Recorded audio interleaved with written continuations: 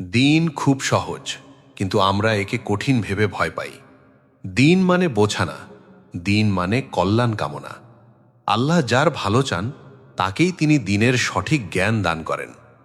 এই দুনিয়া মুমিনের জন্য কারাগার, আর কাফিরের জন্য দুনিয়াই বেহেশত। তাই দুনিয়াতে এমনভাবে জীবন যাপন করো যেন তুমি একজন গরিব অথবা একজন পথিক। পৃথিবীর সবচেয়ে প্রিয় জায়গা কোনটি জানো? মসজিদ। কারণ মসজিদগুলোই আল্লাহর সবচেয়ে প্রিয় স্থান। রাসূল সাল্লাল্লাহু আলাইহি ওয়াসাল্লাম বলেছেন, আমার জন্য পুরো পৃথিবীকেই সিজদার জায়গা ও পবিত্র করে দেওয়া হয়েছে।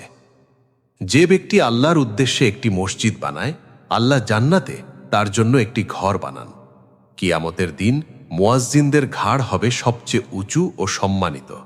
আর মনে রেখো, নিজের জন্য যা পছন্দ করো, অন্যের জন্য তাই পছন্দ করো, তবেই তুমি হতে পারবে একজন সত্যিকারের মুমিন।